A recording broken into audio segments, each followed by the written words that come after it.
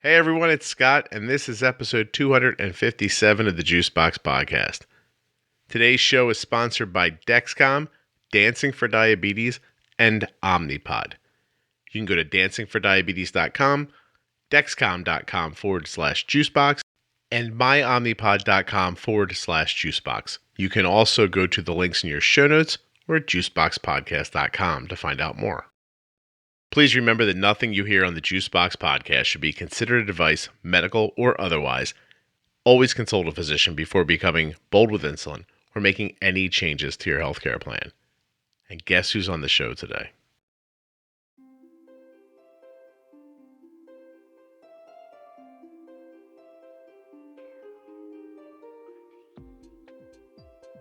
My name is Kate Hall. I am a professional track and field athlete specializing in long jump and the 100 meter.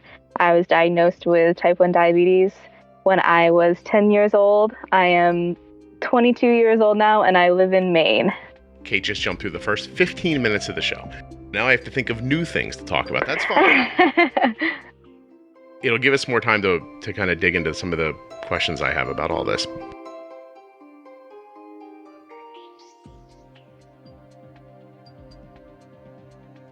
How would you like a t-shirt that says "Stop the Arrows, Bold with Insulin," and some of the other things that we talk about here on the podcast? Well, if you do, you're in luck. If that's something you want, Scott has it for you. Juiceboxpodcast.com. Scroll down to merch. Now remember, I've already heard what you're about to listen to. Not only have I, lived it, but then I had to edit it. But then I edited it.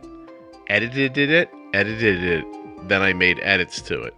Anyway, you're really going to enjoy this with Kate. And when it's over, if you love her as much as I did, find her on Instagram or one of her social media accounts and give her a follow. Let's start off like you're not a person who flings yourself through the air. Let's just start off like you're a person I'm talking to who has diabetes. Okay. You diagnosed when you were 10 in Maine. So The story starts out, you were lost somewhere in the frozen tundra, wondering why you live in Maine. A polar bear tried to eat you, and then your pancreas stopped working. How did it go exactly? Pretty close. See, I knew it. Because how many different stories can there be in Maine, Kate? Right. Go ahead. Right, exactly. So I was 10 years old. I was a very active kid. I was a very outgoing kid, pretty positive. And then one day I was just suddenly really emotional. And I was around my friends when I was really emotional, and they never really seen that side of me because I was always just so outgoing and positive and wanted to have fun. And they were like, "What is going on? Like, something's clearly wrong." And then my parents started to notice changes too. Like, I was eating all the time. I was drinking lots of water. I was going to the bathroom a lot. Again, I was really emotional. I didn't want to get out of bed. What do you mean about emotional? Like sad, angry, easy to set off? Pretty much easy to set off. I mean, being a 10-year-old kid, when I was just at home, like with my family, like I was a pretty determined child, so I'd get in fights all the time with them. But when I was in public with other people, friends and an extended family, I was like extremely calm and just a very positive kid. But I remember. So you lost your social graces at some point, right? Yeah. Because you're describing a person who knows how to behave in public. And, right. Yeah, I was at like my cousin's birthday party. They were having cake or some sort of treat, and I wasn't able to have it that day for some reason. I don't remember why. And I like totally like freaked out, and I was crying, and like my cousin had never actually like seen me cry because I didn't like to cry in front of other people. So that's like when they knew something was like really wrong. And then I also like didn't want to get out of bed. I didn't want to go anywhere, which wasn't like me because I'm the type of person that likes to be really busy all the time and doing things and going places. And I just wanted to stay home. I was losing weight. They knew there was a huge issue. So they brought me to the doctor, and he pretty much just said, "Oh, you're having a growth spurt because you're eating more and drinking more water," and said, "Go home, come back in a couple of weeks if you're not feeling better."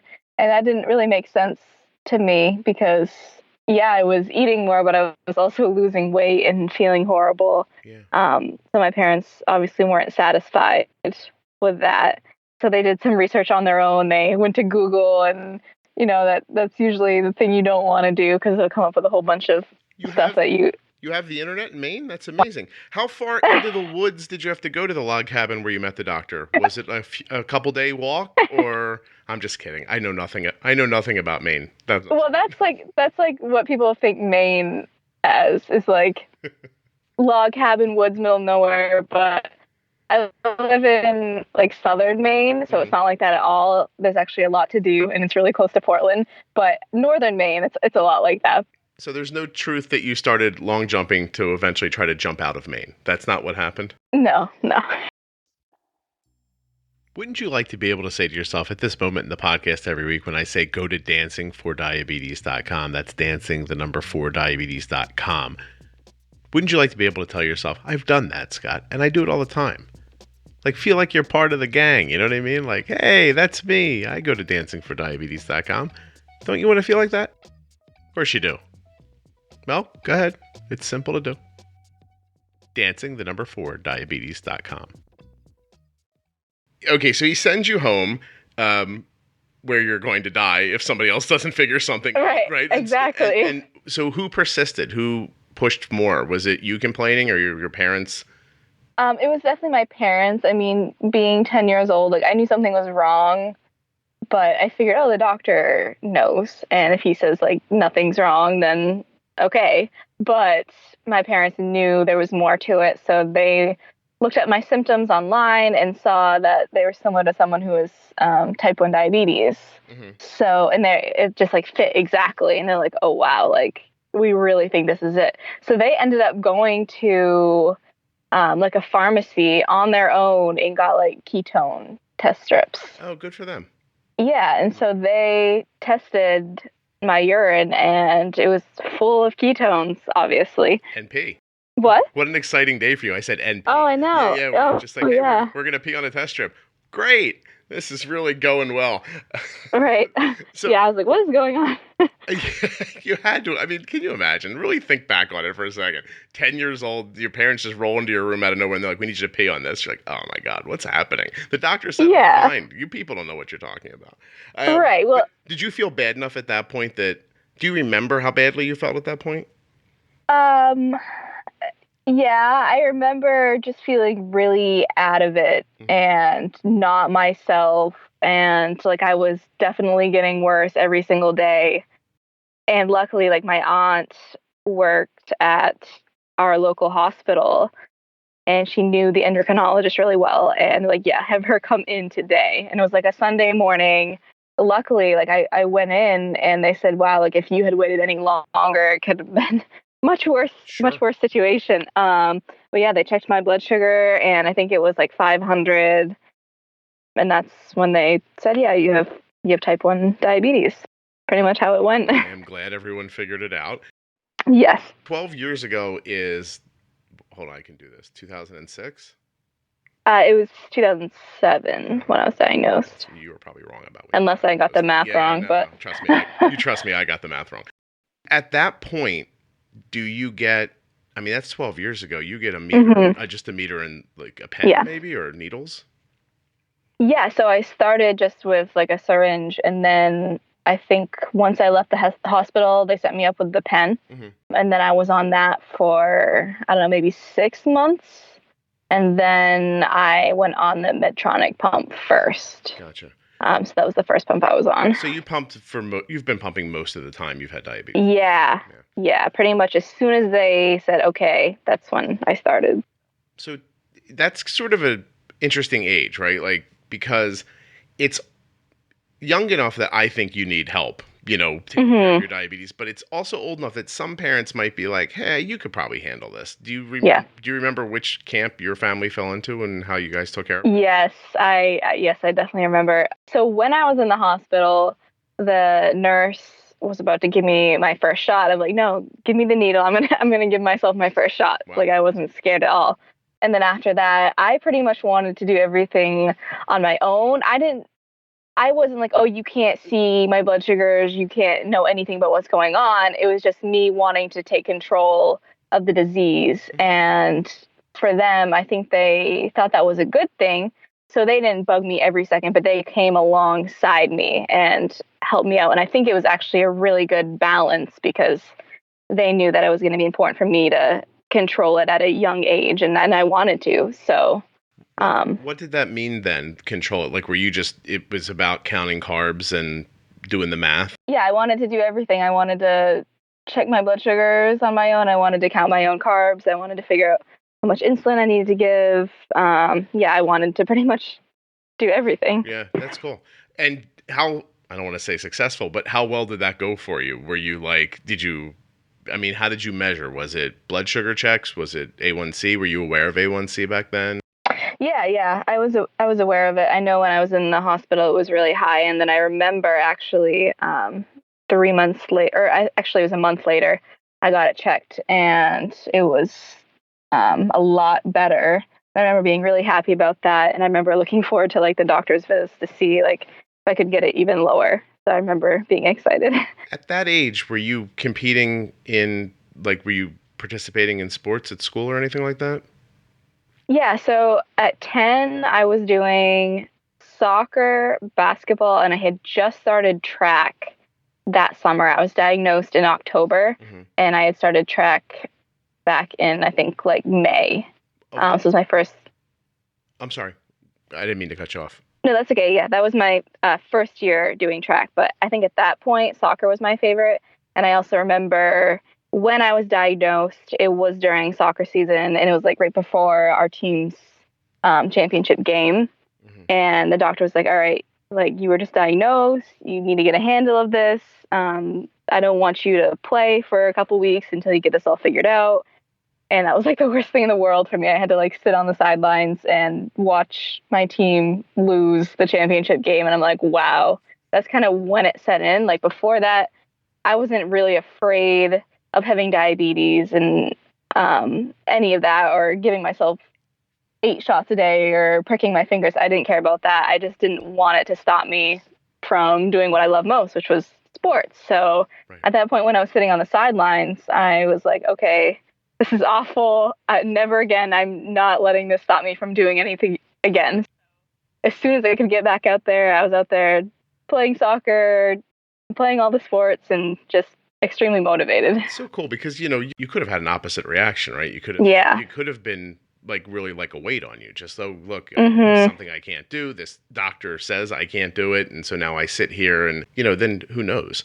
Of all the sports you named that you played, do you really, like, looking back on it now, if I told you had to go back and only do one thing, would it be track? Or if you could be as good at soccer as you are as track, would you choose, like, do you know what I mean? Like, yeah. I'm wondering because of my follow-up question, but I don't want to ask it until I know your answer. When I asked Kate that question, I did not know the answer, but I'm going to ask you some questions right now I think I do know the answer to. How would you like to own something that didn't require you to poke a hole in your finger to find out what your blood sugar is? How would you like to be able to set customizable alerts and alarms that tell you when your blood sugar has left a range that you've decided? Arden's range is between 70 and 120, but yours could be anywhere. And then the Dexcom G6 would let you know when you were leaving that range. It would even tell you how quickly you're rising or falling. How would you like to know that? How would you like to be able to see a loved one's blood sugar when they're not with you? So I could ask you a lot of questions that I think I know the answer to. How would you like this, or how would you like that? Wouldn't you like to be safer, calmer, more secure? Know what your blood sugar is, where it's going, how fast it's moving there. These are all questions that, let's be honest, I know the answer to before I ask you. So instead of asking those questions, let's ask the most important question. Why have you not gone to dexcom.com/juicebox to get started today with the Dexcom G6? You've heard me say this before, and I'll say it again. These results are ours, and yours may vary, but my daughter's A1C has been between 5.2 and 6.2 for over 5 years, and she has absolutely no diet restrictions. This morning, Arden had a bagel, and when her blood sugar tried to go over 120, The Dexcom G6 told us, and we stopped it. Dexcom.com/juicebox. Check it out. I think you'll be happy that you did. I would still choose track. I always really liked track from the start because it was such an individual sport and it's extremely measurable. And I also didn't like the idea of like a team sport. I didn't want to let down my team. If I did bad, I didn't want like the team to lose. I hated that so much. So I liked track just because I could go out there. I had my own personal goals in mind. I could go and try to set personal records at each competition. So looking back, I would definitely still choose track.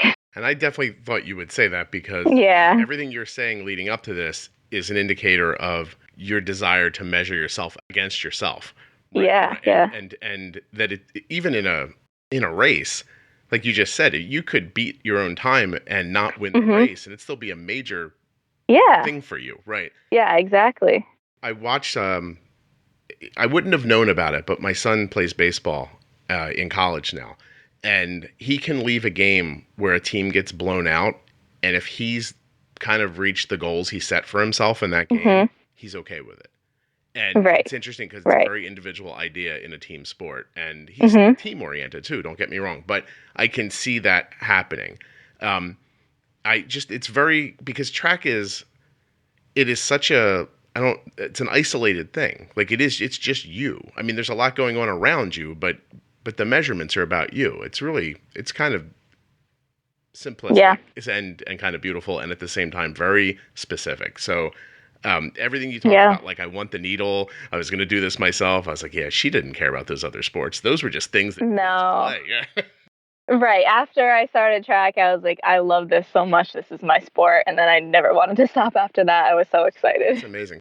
I'll get back to the diabetes part, but I'm interested in, if you start running track around that age, obviously you're just competing locally, like at school and stuff like that. At what point along that process does it become obvious that you're, I don't know how to say this, that you're better at it than the other kids? I guess is the question. When I started when I was 10, I was like one of the fastest on the team. So there was like one other girl that was pretty fast too, but it was like the two of us that were really fast.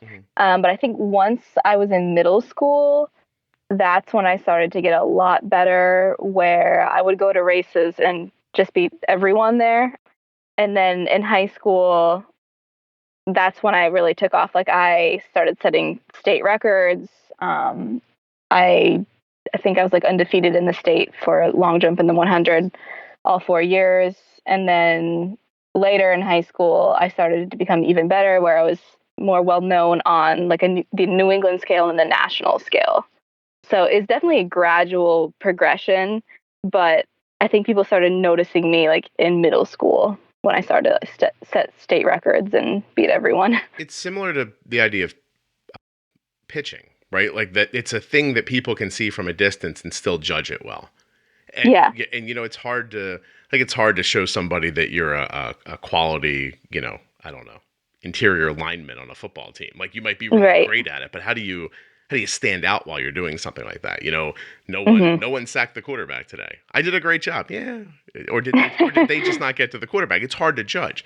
But with you, it's time or it's distance or, with a pitcher, it's velocity or how many hits they give up. It's easy to see. Yeah, exactly. It's very, very interesting. How far did you travel in that time?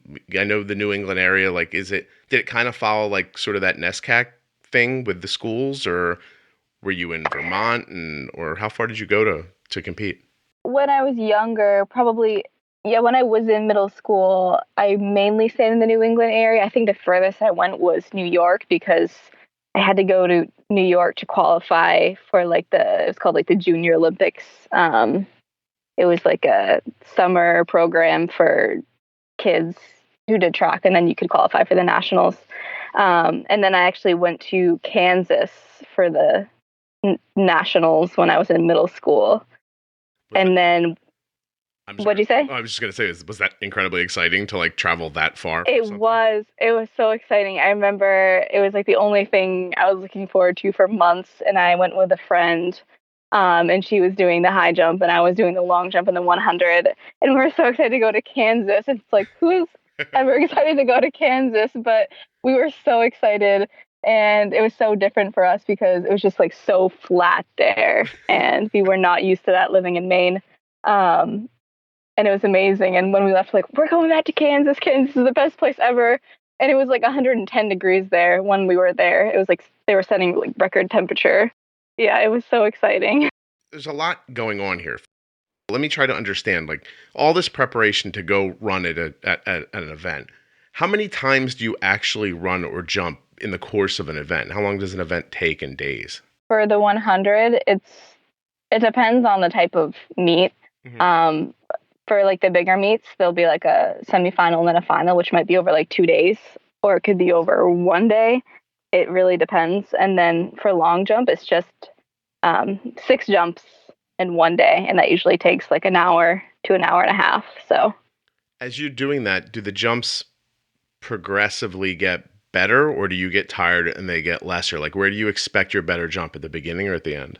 Lately, it's been towards the end. Usually I'm getting better as I go, which I'm not really sure why. I think I'm just becoming more consistent and getting into a rhythm. Cool. So it's actually a good thing that it's my best jumps are towards the end. Plus, you're probably as strong now as you've ever been in your life. And yeah. And so it's a little more. I watched my son. He's hitting before he's going back to school this week, and he keeps going to his guy more frequently than he usually does. And he had an amazing round on Wednesday, and then the next day he tried to go back and like hit again. And I'm talking about swinging about like 200 times in a half an hour. Oh, wow. And the second time he was like, that didn't go as well as I did yesterday. And I was like, no, well, it stands to reason. You've got to be exhausted, right? He goes, it's exactly. very tiring, right? So, okay. Now, I can't, not just because I'm old and fat, Kate, but I can't wrap my head around the concept here. So I've seen you do it on video. You are propelling yourself a great distance through the air and then slamming down in a pit of sand. So I have many questions around this. A, does sand get in weird places? That's my first question. Yes, always. Okay. All right. I hate the feeling of sand. I hate the beach even. So I was like, even if I could jump that far, would I do this or no? You know what I mean? Yeah. All right. So you got to go. All right. I see that. My next question is, what does it feel like to land? Because it looks vicious. Yeah. One of my biggest, I guess, issues when I started track was my long jump landings, because I would never land the right way. Mm-hmm. So when you actually land the right way, it doesn't look too bad. Like, it looks like it doesn't hurt. It looks pretty smooth. But for years and years and years, I would not land the right way, and it looked so bad. It looks like it hurt. And usually it doesn't. But I know that if I'm landing correctly, then I'm not going to get hurt, and I'm going to actually jump further. So, but yeah, they can be pretty brutal sometimes. Oh my God, it looks absolutely horrifying. How do you practice the idea of the landing? Because your body's in such a unnatural position as you come back to the ground. Do you know what I mean? Like, so I don't imagine it's something you can practice unless you actually run and jump, right? It's not like something you can do in a shorter space or something like that. You can sometimes, like for me, I'll do some short approach jumps, but you can also do like broad jumps, because pretty much the concept of the landing is you want to keep your feet in the air up as long as you can. And then as soon as your feet hit, you're going to pretty much kick them up, and you're going to like fall back, and then your butt's going to fall into where your heels were. So you can practice that just by doing like broad jumps. Gotcha. But then when you're actually doing it full speed, it's not quite as easy. So pretty much like doing it standing broad jumps, like the first step, and then you gradually move back from there, and then it gets easier. But it took me many, many years to finally get it. Have you ever hurt yourself doing it? Yes, I've hurt myself landing, just because sometimes if you don't take off at the right angle, like if you're leaning too far back, you're over rotating. So you're almost like falling forward in the air. And like I've hurt my ankle before. It can be pretty dangerous if you're not taking off the right way. Is there enough time for you to like, and I'll bleep this out later, but is there enough time for you to cognitively think, oh shit, as you're like pitching forward, or does it just happen? I know pretty much as soon as I'm in the air if I messed up or not. So I can feel myself falling forward, and I'm like, this isn't going to be a good landing. So I do have some time to think. Yeah, gotcha. It's crazy. So, I mean, we're sort of burying the lead here a little bit, but how far can you jump? Okay, I've not rehearsed this. This ad is 2 minutes long. I'm going to see if I can think of one thing about the Omnipod that I love for every foot Kate can jump. Oh boy, this isn't going to be easy. I shouldn't have put this kind of pressure on myself. Okay, it's the only tubeless insulin pump in the world. That's one. It's small. 2. Discreet. 2. Wait, I can't even count. That's 3. I'm very nervous. There's a brand new Dash PDM. 4. Changing the Omnipod takes no time at all. It's amazing how quickly you can change it. That's 5. I'm buckling under the pressure here. Apps. There's now apps for iOS for like display and view. I'm going to call that 6 and 7. You can exercise with Omnipod. 8. It's never going to get caught on your door handle, right? The tubing will never ever get caught. I'm going to count that as 9, even though I feel like that's what I said the first time. All right, let me calm down.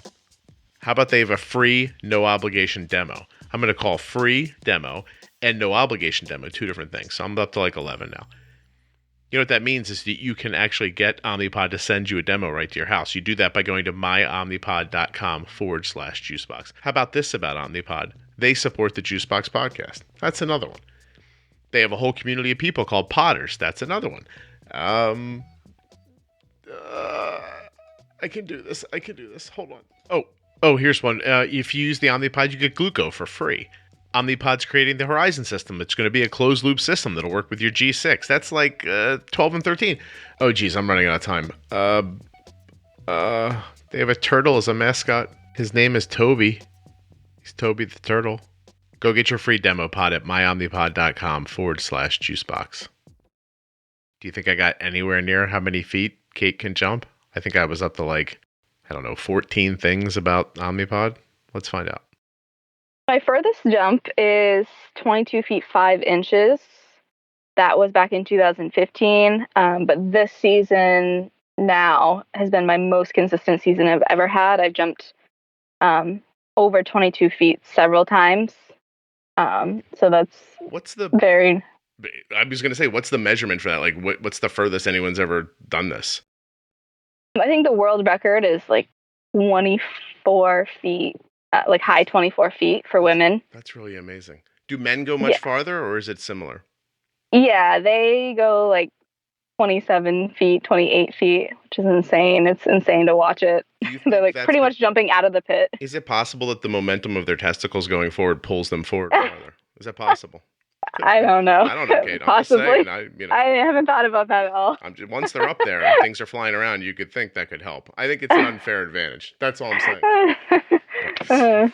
Well, you never know. Who helps you train? So in high school, it wasn't my high school coach. It was more of a personal trainer. So he owns a gym in Portland. So I would go see him pretty much every day. Okay. And once I started going to him, I improved so much. Every single year I was getting better. I wasn't injured. I was always feeling good. And that's actually when I set the national high school record, was when he was my coach.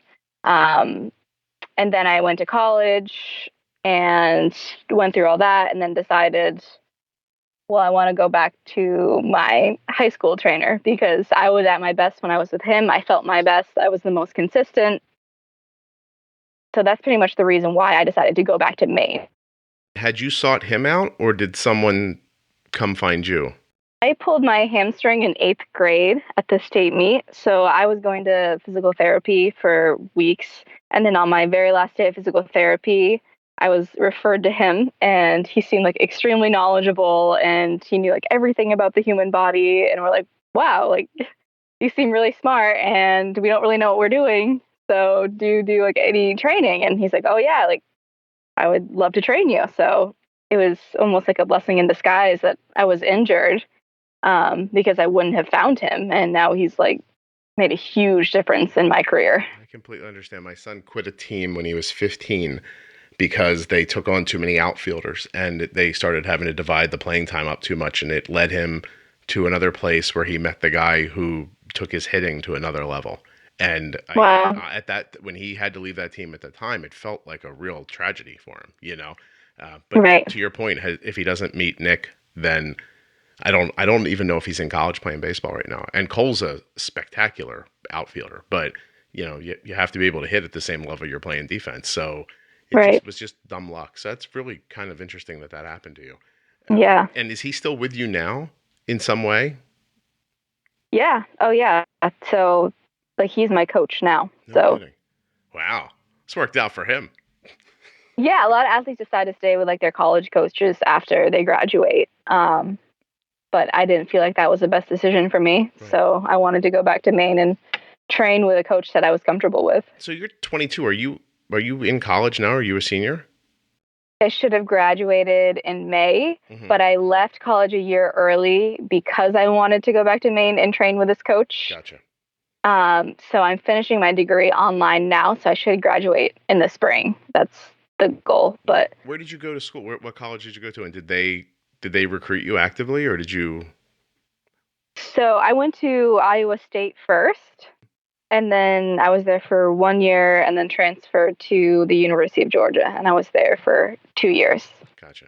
And then went home to Maine. And you went home, I mean, I'm guessing, but you went home because you saw that it was completely viable for you to try to get to the Olympics. Is that right? Yes, that's why I decided to really cool. Go back to Maine, was because, my goal is the Olympics. So I didn't want to stay in the NCAA system any longer because the NCAA season is so separate from the professional season that I wouldn't have been able to get that experience and exposure before the Olympic year. Gotcha. So I wanted to do what's best for me and pursue my goals and go and train with a coach that I knew would be best for me, and I could have some time in the pro scene before the Olympic year. Listen, you don't have to apologize to me. My son's an athlete. I know how this works. There's moments when it's yes, we're a team, and there's moments when it's I have another level I think I can get to, and right, exactly. Playing these games are great, but I don't, us winning this game doesn't help me get to this thing, and I have to go my own way, and that's completely reasonable. And for you. You have measurables. You can tell yourself, look, I can actually do this. Like, it's not like, it's not as much of, not that hoping doesn't get involved in excitement, but you're still like, look, I know where I'll shake out in this. So if exactly. Things go my way.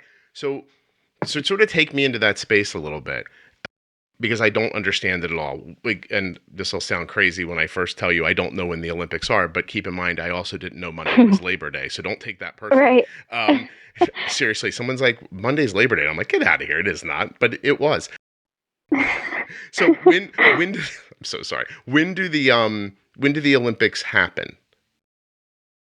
Next year in Tokyo. 2020. Tokyo. Yes. And the trials will be in June before the Olympics. So those are some of the Summer Olympics. When do the trials happen?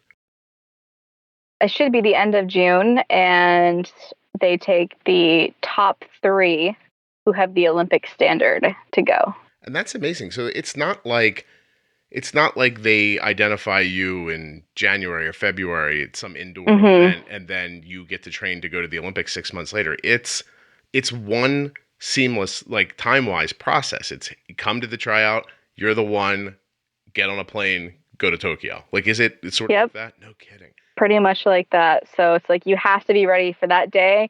Nothing can be off. Your mark can't be off.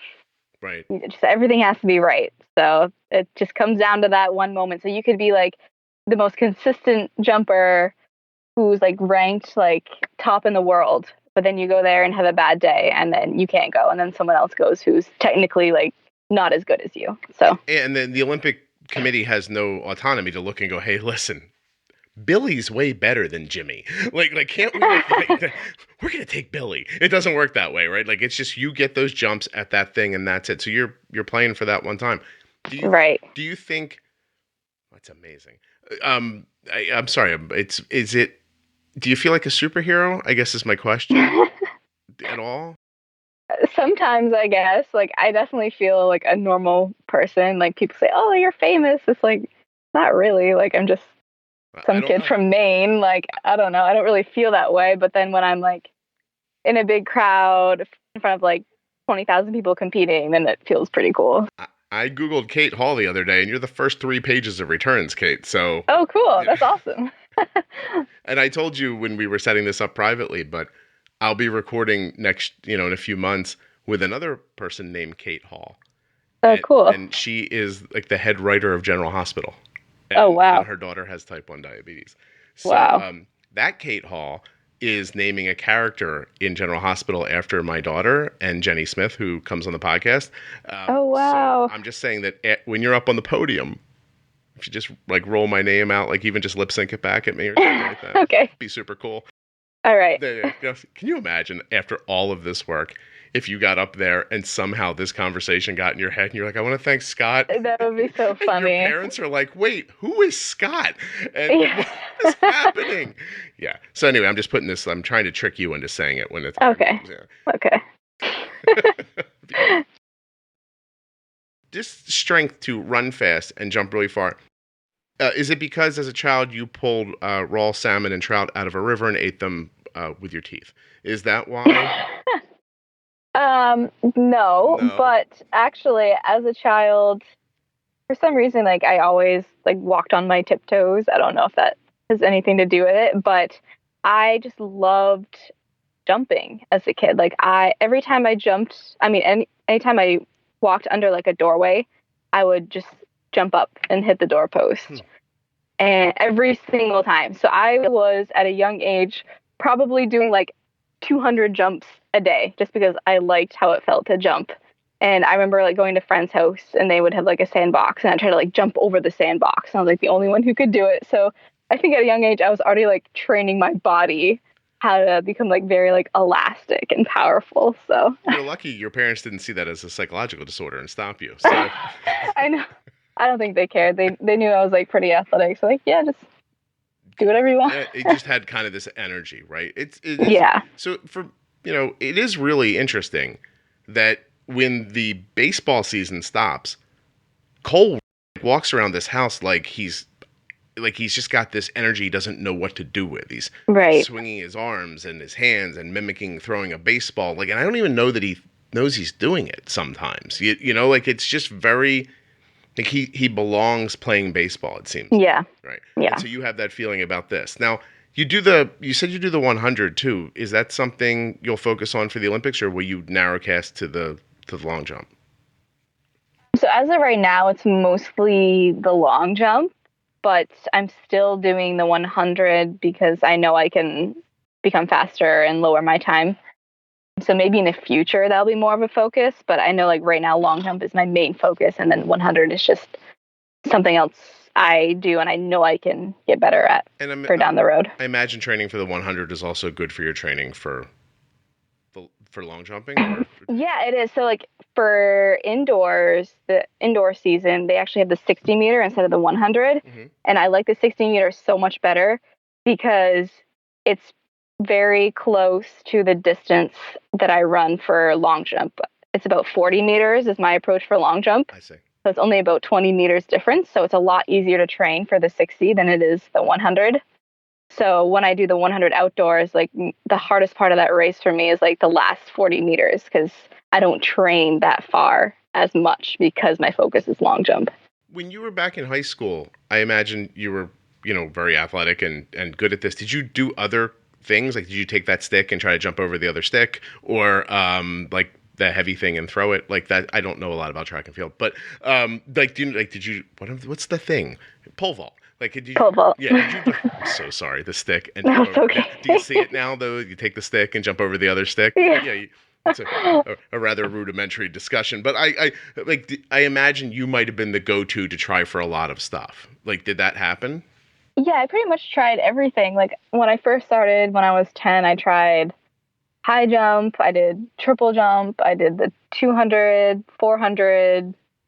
I didn't really do any of the throwing events because I was like a very tiny child and not like super, super muscular. So definitely didn't do the throwing events, but I tried pretty much like all the jumping events. And I actually stuck with high jump and triple jump for a little bit and did triple jump a little bit in high school. Okay. But I knew after like a couple of years of doing track, it was going to be long jump and the short sprints. It's funny you brought up your size because it struck me I watched you jump a couple of times in video.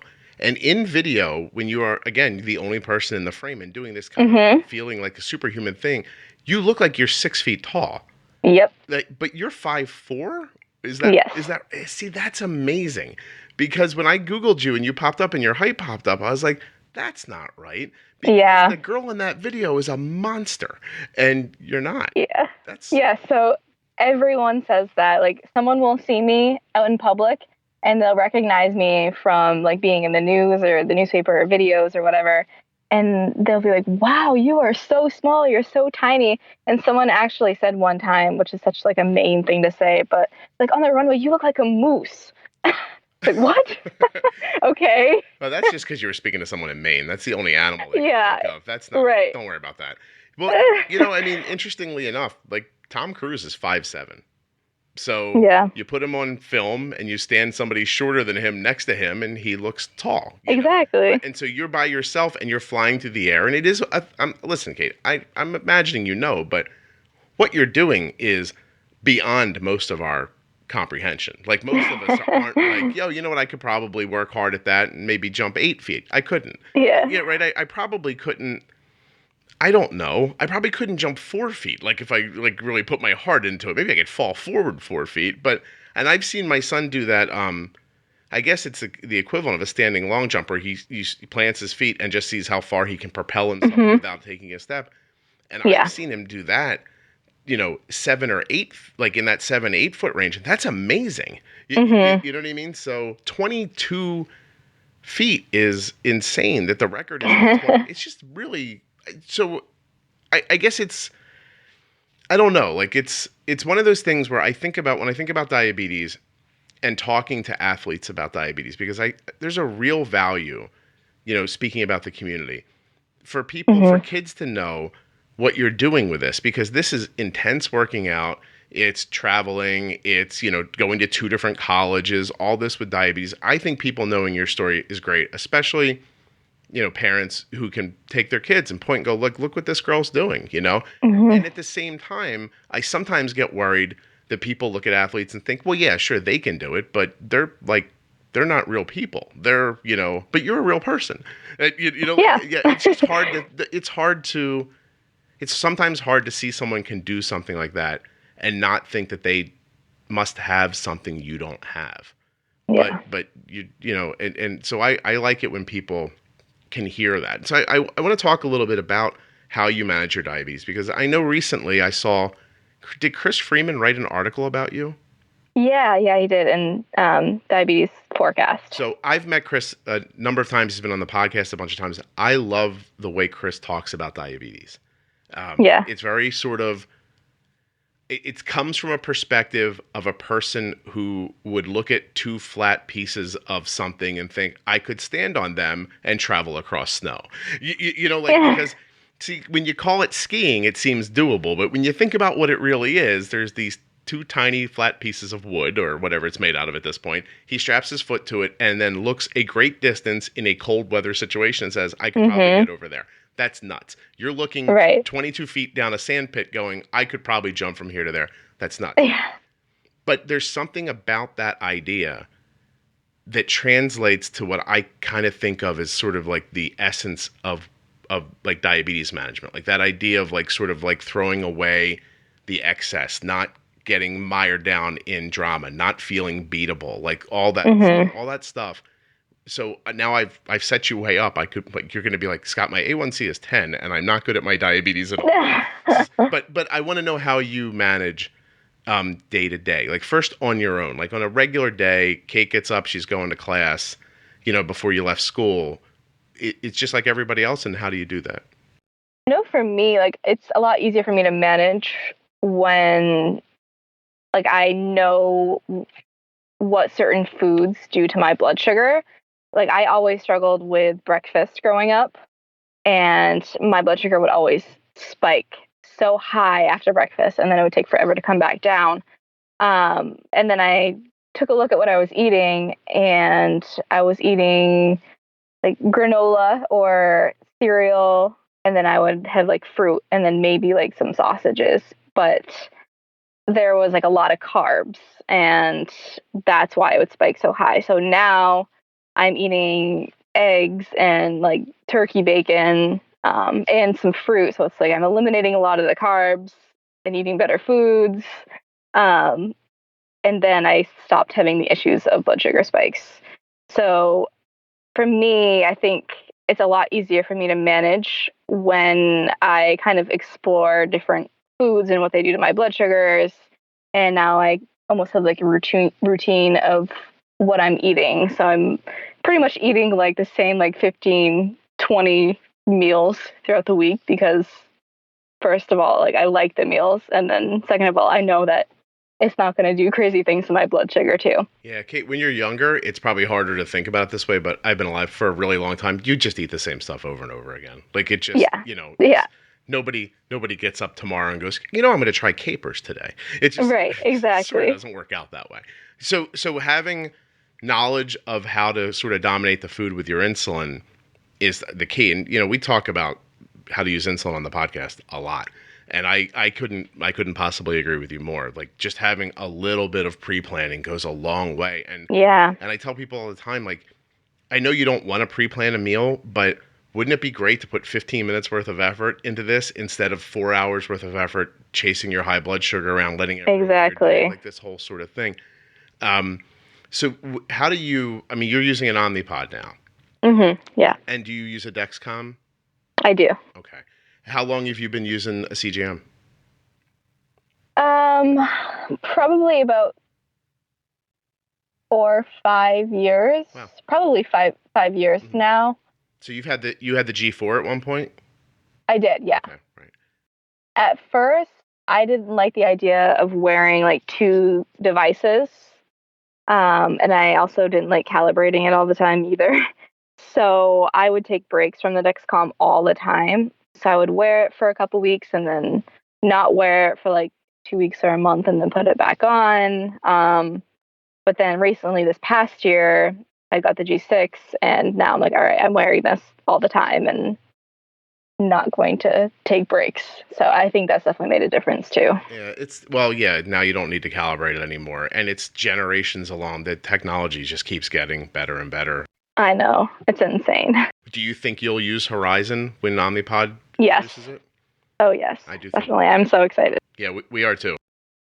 What are your goals? But we just put an episode up last week about exercise and talking about how some people sort of misunderstand their insulin and then jam their blood sugar high so that when they exercise, they don't go too low. But there's a way to set your insulin up so that you don't actually, that low doesn't come, hopefully.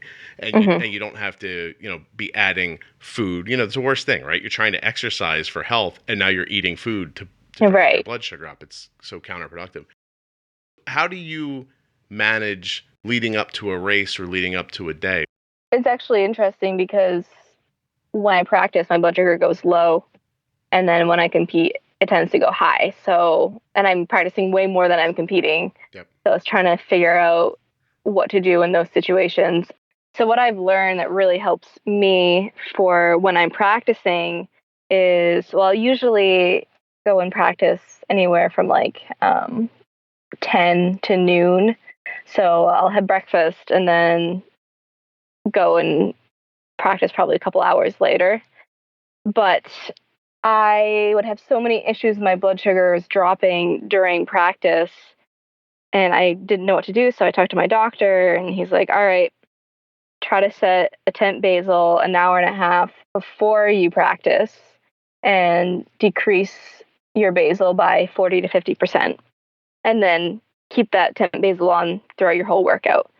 So once I started doing that, it made a huge difference because what would happen is I would go practice, I would feel my blood sugars going low, like during my warm up, and then I'd have glucose tabs, and I would bring it up, and then would come back down close to the end of the workout. So it's like, I can't go low like twice during my workout.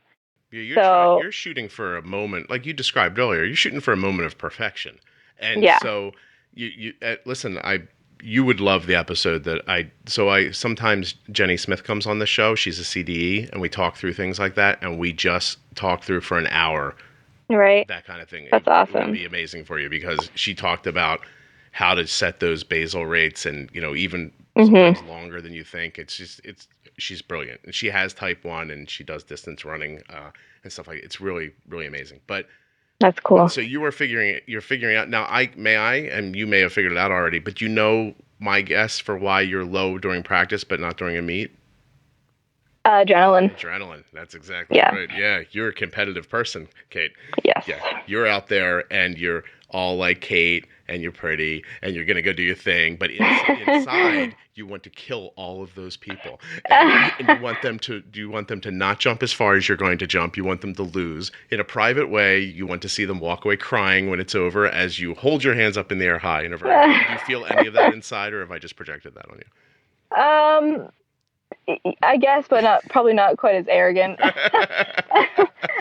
I'm I'm definitely a huge competitor. Like, I want to go and I want to win. Mm-hmm. I get really nervous, so that definitely brings my blood sugar up. But what's, I guess, really hard about that is it doesn't go up until like the competition starts, or like halfway through the competition. So I'll be warming up, my blood sugar will be like 140, everything's good.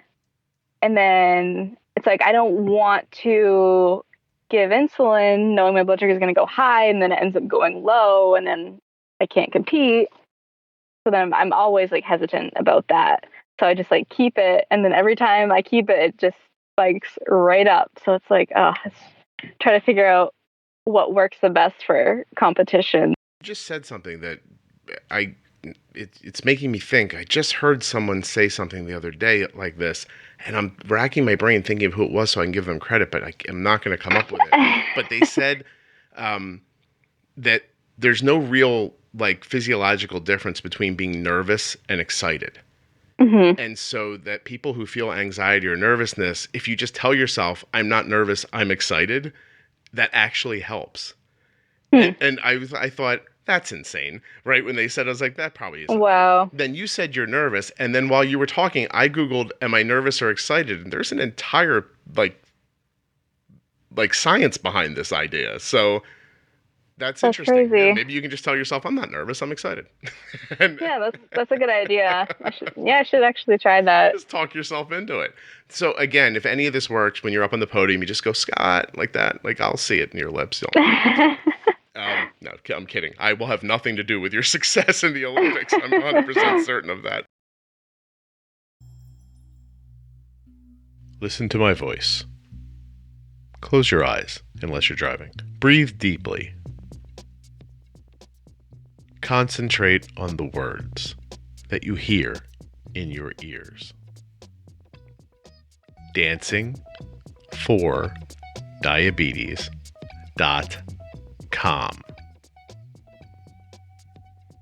The next time you're at a browser and you hear the clacking of keys, you'll have an uncontrollable urge to go to dancingfordiabetes.com. When I snap my fingers, you can wake up.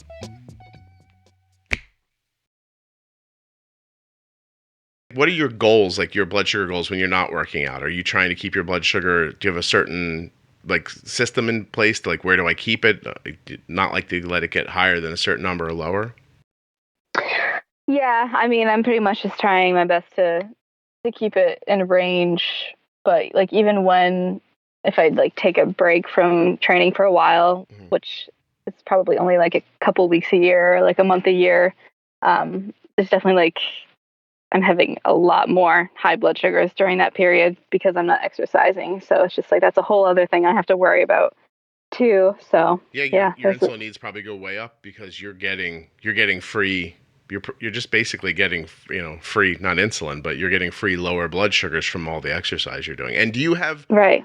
When you work out very hard during the day, do you see lows later at night, or have you figured out how to keep that from happening? Sometimes I see lows later at night, but it really depends on like the type of workout I'm doing. Mm-hmm. So like with lifting, not so much, but with my running workouts, sometimes I'll see some lows later at night. That makes 100% sense. Yeah, definitely. Okay, Kate, do you do any regular people stuff, or is it like, what do you do when you're not like this? Like in my mind, you're just constantly working towards this goal. Is that the truth, or do you have downtime? I am like constantly working towards this goal, but I also do like fun stuff too.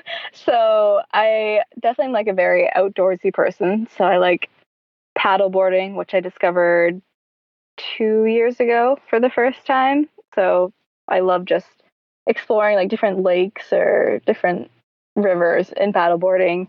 I really like hiking, and that's pretty much it. I like traveling a lot too. So That's very cool. Where have you been? Have you been anywhere like amazing? pretty much any place I've traveled, it's for track.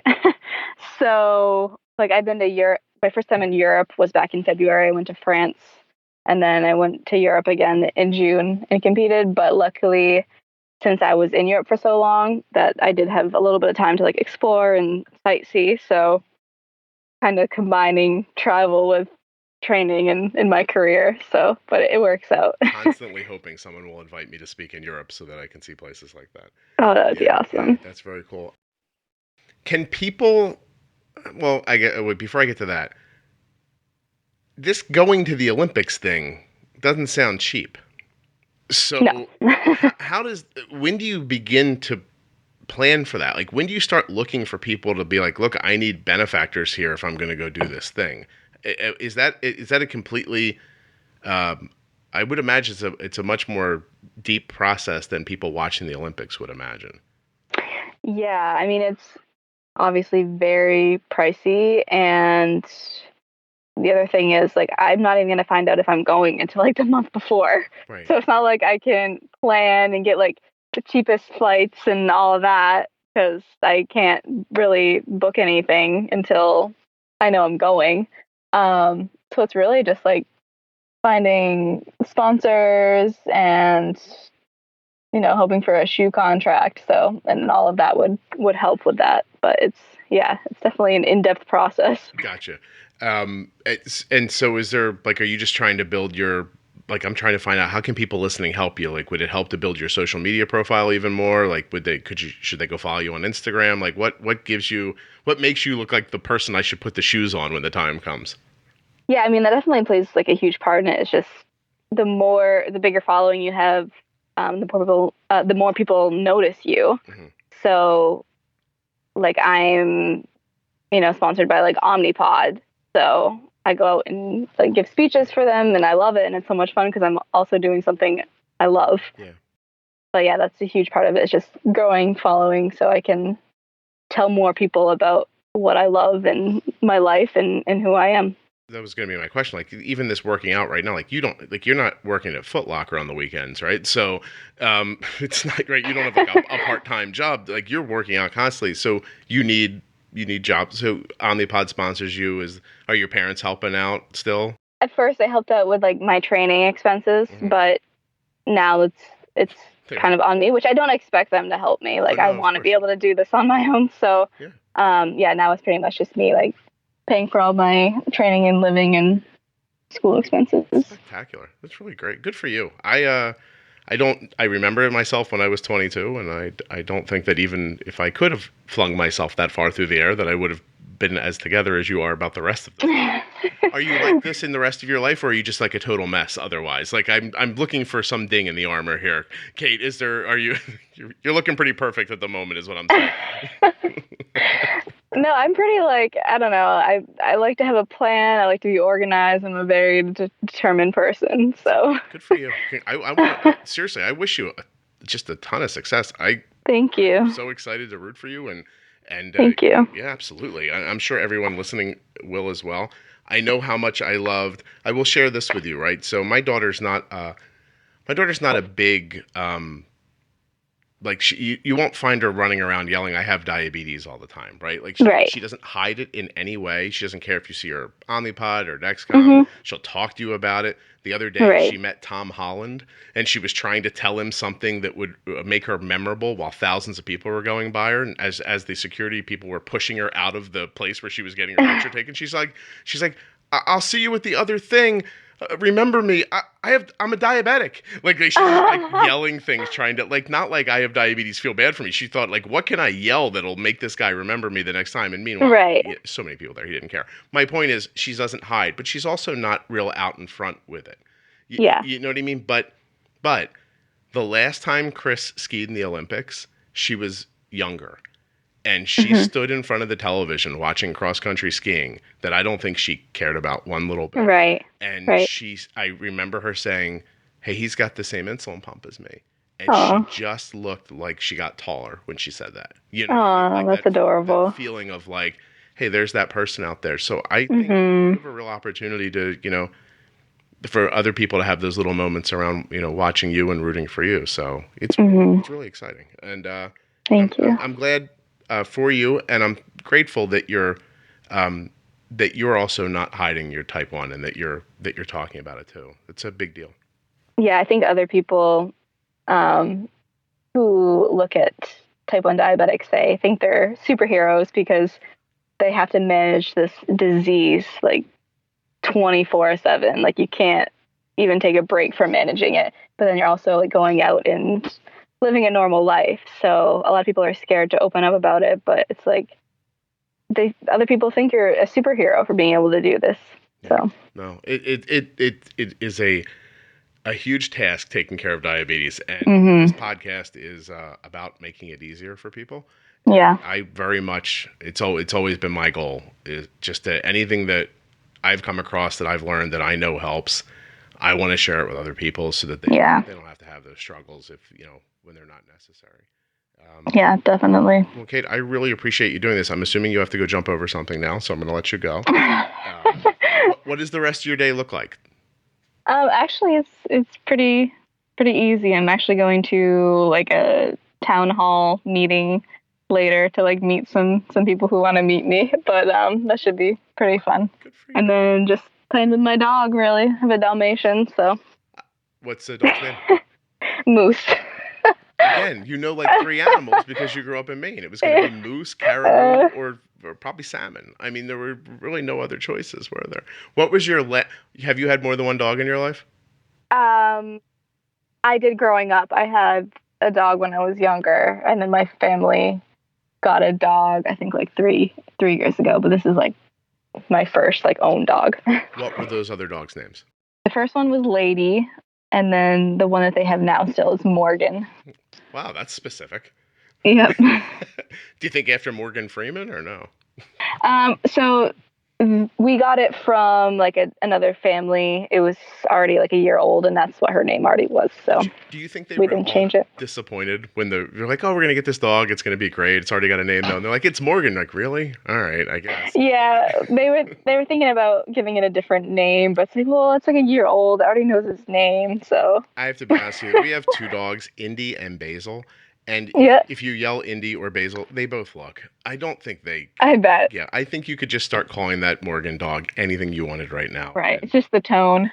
3 days from now, they'd be like, oh, that's me, I'm Fred. It'd be super easy. It'd be great if your parents changed it from Morgan to Fred. You'd be like, why'd you bother doing that even? Oh, Kate, so did funny. you hate this or did you like it? How'd it go? No, it was great. I'm glad. I did not mean to characterize you earlier as a murderous, running, vindictive person who wanted to...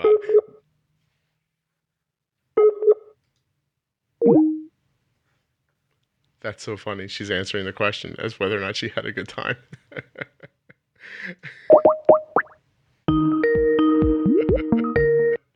I'm not sure what happened. It's so funny that I'm like, did you hate this? And then you're like, hung up. I'm out of here. No, I like it, Scott. Goodbye. I just wanted to say, I didn't mean to paint you earlier as a murderous, vindictive, running person who wanted everyone else's death. I just meant, are you really competitive? And I started painting weird pictures with my sarcasm, and I realize now you grew up in Maine and probably have never heard a sarcastic word in your entire life. Oh, by the way, I want to say, I would love to visit Maine sometime because it's nice. I just hear how beautiful it is. My jokes come from when my son was recruiting for baseball. I'll let you go in a second. But he got recruited by a really good school in Maine. And so it was hard not to want to go to that school. And at the same time, he would like look at me privately and go, I don't want to go to Maine and freeze my ass off. And I was like, yeah, I hear you. Yeah, right. And he goes, and how are we going to... I don't blame him. How are we going to play baseball in Maine? I was like, I don't know, with snowshoes on maybe? And then they started talking about, don't worry, our dugouts are heated. And then Cole's like, they're saying that like it's a good thing, but why would you have to heat a dugout? I know. And all that. And so he took a call with the coach, because he's like, it's such a, like, I'm going to get such a great education here if I go here. So he was really seriously thinking about it. Yeah. And the coach is like, gets on, he's like, trying to sell him and everything. And he hangs up the phone, and I said, what'd you think? He goes, really nice guy, super school. I'd be amazed to get a degree from there. He goes, but I got to tell you, he's like, part of the sales pitch was we're going on a hunting trip together. And he's like, I don't want to shoot something to play baseball, so I'm out. And I was like, okay. That's hilarious. I don't think you try to sell hunting to a kid from, like, the New York, Philadelphia area. No. Like, I don't want No. That's so funny. Kate shared a couple of great photos with me that you can see at juiceboxpodcast.com. But to see even more, and to support Kate, I think you should find her on Instagram. She is Kate Hall 2043. Stop by, check out what she's doing, throw her a follow, tell her you heard her on the podcast, interact, be social on that social media. Thank you so much to Dexcom, Omnipod, and Dancing for Diabetes for sponsoring the Juicebox Podcast. If you're looking for a fantastic insulin pump that happens to be tubeless, if you want to know what direction your blood sugar is moving and how fast it's going, or if you just want to be delighted inside, check out the sponsors of the podcast. Okay, a little bit of housekeeping stuff, and then I'm going to tell you a quick story. The giveaway. Let's talk about that for a second. Been running a giveaway all month in August to celebrate the 1 millionth download of the podcast, which happened a few weeks ago. There's about 2 days left to enter the giveaway. There's 2,480 entries so far. You don't have to do anything to enter. You just go and click on it. Go to juiceboxpodcast.com, scroll down, click on the giveaway banner. And that goes right till the end of August, right? I think that's what I ended up saying. I'm very, a little loosey-goosey on this thing. But it doesn't matter. It's not like you're listening to this in real time. Get over there, and if the giveaway's still going on, enter it. Great stuff to give away. Omnipod, Dexcom, Dancing for Diabetes swag, a free Myabetic bag, anything from their website at myabetic.com, which is insane. Some Stay Put medical stuff, a free 30-minute consultation with Jenny Smith from Diabetes Pro Tips, a week of me, whatever that means, you'll see when you get there, 2 Bold with Insulin shirts of your choice, and anything else I can come up with before the end of the giveaway, I said, but I've pretty much come up with everything. So it's not too late to enter. I want to thank you for some of the really wonderful notes that I've received over the last few days. I love it when you guys reach out. I seriously, sincerely mean that. You're having a struggle or a success and you want to share it with me, please always feel free. I really do quite enjoy hearing from everybody. All right, last thing, a story. So during the podcast, I mentioned that I heard somewhere that there might not be any difference between being excited and being nervous. I couldn't for the life of me remember where I heard it. And then later in the podcast, I talked about Arden meeting Tom Holland. And as I was editing it, I thought, that's where I heard it. We took Arden to a comic convention so she could meet, Spider-Man, Tom Holland. And during his Q&A, he was talking about how nervous he gets during some things and how someone gave him the advice to just tell himself, you're not really nervous, you're excited, because the feelings are physiologically so similar. So anyway, the credit goes to Tom Holland, your friendly neighborhood Spider-Man. If you want to see a picture of Arden with Tom, it's somewhere on my social media.